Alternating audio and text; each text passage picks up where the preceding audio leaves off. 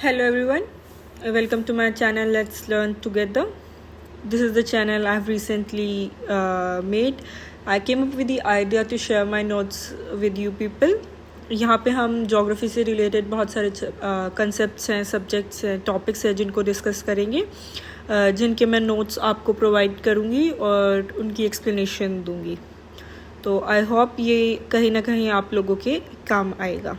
तो चलिए शुरू करते हैं. आज का जो हमारा टॉपिक है वो है इकोनॉमिक ज्योग्राफी. इसमें हम इकोनॉमिक ज्योग्राफी की डेफिनेशन, उसका नेचर एंड स्कोप पढ़ेंगे. So let's start with economic geography. What do you mean by economic geography? So we can say the study of spatial variation of human economic activities is economic geography. जो भी human economic activities करता है, economic activity वो हर activity है जो हम पैसों के बदले करते हैं. ठीक है. जिस एक्टिविटी को करके या जिस काम को करके हमें बदले में कुछ मिल रहा है, पैसे मिल रहे हैं, वो इकोनॉमिक एक्टिविटी होगी. तो उसमें जो स्पेशल वेरिएशन है, जो एरिया टू एरिया, जगह एक जगह से दूसरी जगह, जो ह्यूमन एक्टिविटीज में, इकोनॉमिक एक्टिविटीज में जो वेरिएशन होता है, उसकी स्टडी को हम इकोनॉमिक ज्योग्राफी कहते हैं. Economic geography studies the diversity in basic resources. अब आपकी जो कोई भी इकोनॉमिक एक्टिविटी है वो कहीं ना कहीं आपके रिसोर्सेज पर भी डिपेंड करती है कि उस एरिया में आपको कैसे रिसोर्सेज प्रोवाइड हो रहे हैं. तो इकोनॉमिक ज्योग्राफी में हम उन रिसोर्सेज की डाइवर्सिटी को भी स्टडी करते हैं. Then comes it studies differences in economic development. ये इकोनॉमिक डेवलपमेंट में जो एक जगह की इकोनॉमिक डेवलपमेंट में और दूसरी जगह की इकोनॉमिक डेवलपमेंट में जो डिफरेंस है, उसको भी स्टडी करता है कि ऐसा क्यों है कि कुछ एरियाज जो है इकोनॉमिकली डेवलप्ड है, वहीं कुछ एरियाज इकोनॉमिकली डेवलप्ड नहीं है. Economic geography examine humans' economic achievements in production consumption in the light of his environment. एक किसी भी एनवायरमेंट में वहाँ के प्रोडक्शन और कंजम्पशन में ह्यूमंस की क्या अचीवमेंट है, ह्यूमन इकोनॉमिकली क्या अचीव कर रहा है, उसको जब हम एग्जामिन करेंगे वो भी आपके इकोनॉमिक ज्योग्राफी का ही पार्ट होगा. अब यहाँ पे कुछ डेफिनेशंस देख लेते हैं. तो सबसे पहले है डुडली स्टाम. He said economic geography involves consideration of the geographical and other factors which influence man's productivity, but only in limited depths so far as they are connected with production and trade. जो human है, आपका जो man है, उसकी production और trade में, production and trade sector में जो भी प्रोडक्टिविटी होगी, वो कैसे जोग्राफिकल फैक्टर्स से इन्फ्लुएंस्ड है, उसकी स्टडी को हम इकोनॉमिक ज्योग्राफी कहेंगे. Then comes Professor Zimmerman. He said economic geography deals with the economic life of man with relation to environment. किसी भी इंसान की जो इकोनॉमिक लाइफ होगी वो उसके एनवायरमेंट के साथ कैसे जुड़ी हुई है, उसकी स्टडी को हम इकोनॉमिक ज्योग्राफी कहते हैं. Then R.S. Thoman said economic geography may be defined as an inquiry into the production, exchange, consumption of goods by people in different areas of the world. किसी दुनिया के अलग अलग एरियाज में जो आपके production, consumption and exchange activities हो रही हैं, उनको उनसे डील करता है economic geography. Particular emphasis is placed on the location of economic activity. इसमें जो पर्टिकुलर एम्फोसिस है, पर्टिकुलरली जो ध्यान दिया गया है, जो फोकस किया गया है, वो आपका एक्टिविटी की लोकेशन पे किया गया है कि वो एक्टिविटी कहाँ परफॉर्म हो रही है. Upon asking what just why economic functions are situated where they are in this world. वही बात कि किसी भी एरिया में कोई एक्टिविटी है वो वहाँ क्यों हो रही है. ठीक है, ये सब हम स्टडी करेंगे. Up next comes according to Hartshorne and Alexander.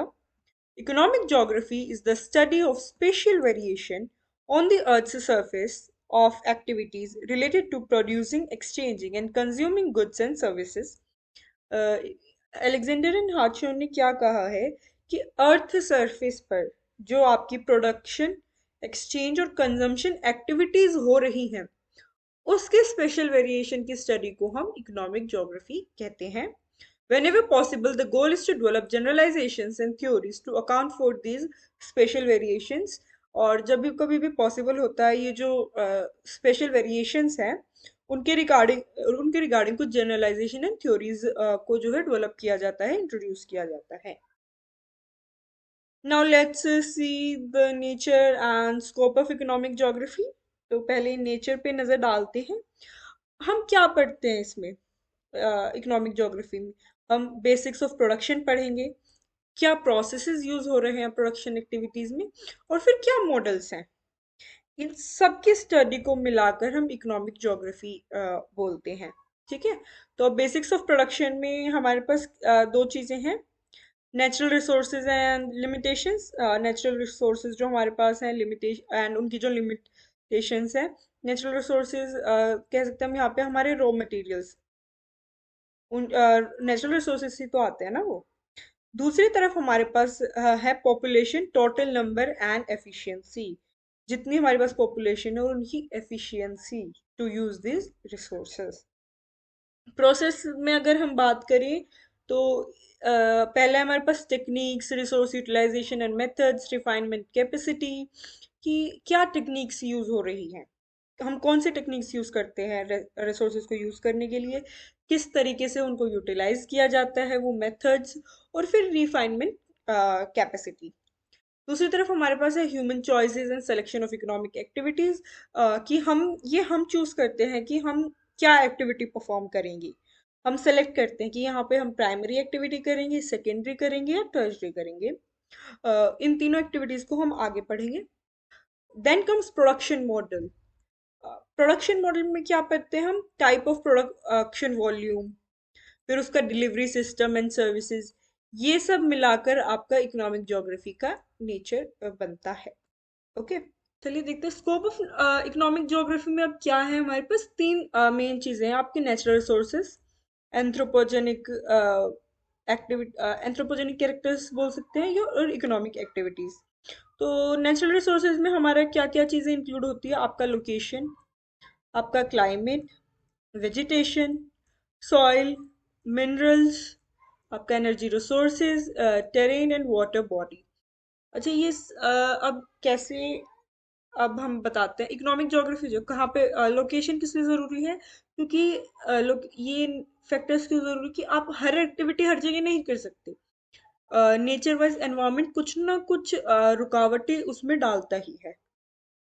Anthropogenic characters होते हैं आपका ह्यूमन रिलेटेड कैरेक्टर, आपका जो ह्यूमन साइड है इसमें, वो इसमें क्या क्या चीजें आएंगी आपकी, पॉपुलेशन डिस्ट्रीब्यूशन एंड डेंसिटी, फिर demographic characteristics, age structure, education, technology, soil characteristics and cultural characteristics. वहीं अब नेक्स्ट हमारे पास इकोनॉमिक एक्टिविटीज है। इसमें आपका एग्रीकल्चर, इंडस्ट्री, मैन्युफैक्चरिंग यूनिट्स, आपका trade, commerce, exchange, distribution, services, ये सारी चीजें आती हैं।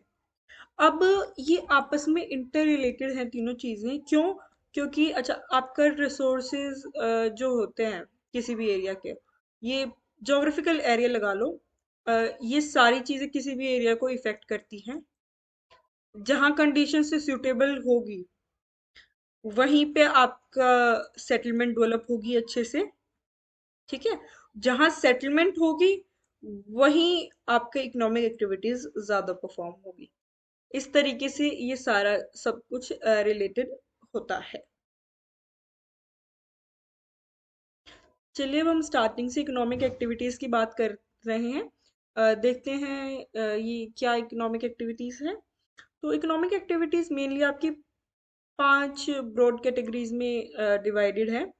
आपका primary, secondary, tertiary, quaternary and quinary. एक एक करके देखते हैं ये है क्या। तो प्राइमरी जो एक्टिविटीज हैं आपकी वो डायरेक्टली नेचर से लिंक है, जिसमें ह्यूमंस एंड नेचर बहुत क्लोजली रिलेटेड है। ह्यूमंस की जो एंटायर नीड है वो आपकी नेचर के ऊपर डिपेंड करती है। ये एक्टिविटीज कौन सी होगी अब आपका, agriculture, forestry, fishing, hunting, gathering and mining. अच्छा इसमें हम एक चीज और जो बोल सकते हैं वो ये है कि प्राइमरी एक्टिविटी में हम क्या करते हैं, हम नेचर से रॉ मटेरियल्स को जो है एक्सट्रैक्ट करते हैं। ठीक है। ये जो एक्सट्रैक्शन प्रोसेस है ये हमारी प्राइमरी एक्टिविटी है। नेक्स्ट एक्टिविटी आ गई हमारी सेकेंडरी। इसमें हम क्या करते हैं कि हम प्राइमरी जो गुड्स है ना उनको फिनिश्ड प्रोडक्ट्स में कन्वर्ट कर देते हैं, और आपके सारे जो इंडस्ट्रियल यूनिट्स है वो इसका पार्ट है। तो अभी हम बोल सकते हैं कि प्राइमरी में हमने क्या किया कि हमने रॉ मटेरियल्स कलेक्ट किए नेचर से। सेकेंडरी में हम उन्हीं रॉ मटेरियल्स को जो है फिनिश्ड प्रोडक्ट्स में कन्वर्ट करते हैं। ये आपका जितना भी आपकी फैक्ट्रीज है, इंडस्ट्रीज है, वो सब आपका सेकेंडरी एक्टिविटी का पार्ट होगा। थर्ड हमारे पास आती है टर्जरी एक्टिविटी। इसको हम सर्विस सेक्टर भी बोलते हैं। जितनी भी आपकी बेसिक सर्विसेज हैं वो सारे इसका पार्ट है। ये टर्जरी सेक्टर जो है एक तरह से लिंक भी करता है आपका प्राइमरी एंड सेकेंडरी एक्टिविटी को। कैसे? अब कोई भी रॉ मटेरियल आपने लिया, उसको फैक्ट्री तक पहुंचाने के लिए हमें ट्रांसपोर्ट की ज़रूरत है, तो ट्रांसपोर्ट भी एक सर्विस है। फिर आपका बैंकिंग, किसी भी इंडस्ट्रियल यूनिट में बैंकिंग, फाइनेंस, ये सब बहुत ज़रूरी होती है चीज़ें। ठीक है। एंड अब एंटरटेनमेंट जो सेक्टर है वो भी हमारे टर्जरी का पार्ट है। नेक्स्ट देखते हैं क्वाटरनरी। ये आपका नॉलेज बेस्ड, ये भी एक तरीके से टर्जरी का ही पार्ट है, बट जो आपकी नॉलेज बेस्ड सर्विसेज होंगी वो इसका पार्ट बन जाएगी। इसका एग्जांपल ले तो हम आपका सॉफ्टवेयर डेवलपर्स, आपके स्टैटिस्टिशियंस, ये सारे आपके इस एक्टिविटी का पार्ट होंगे। At last we have quinary activities. Quinary activities में क्या होता है, जो आपका highest level of decision makers है ना, वो क्विनरी एक्टिविटी का पार्ट होते हैं। जैसे आपके गवर्नमेंट ऑफिशियल्स, जजेस, आपकी किसी भी एरिया की जो गवर्नमेंट है उसके पास उस एरिया की सुप्रीम अथॉरिटी होती है डिसीजंस लेने की। ठीक है। तो ये जो जितने भी डिसीजन मेकर्स होंगे आपके किसी भी फील्ड में, वो सब इस एक्टिविटी का पार्ट होंगे। So thank you so much. In next video, we will discuss about the complete economic system of the world. So thank you.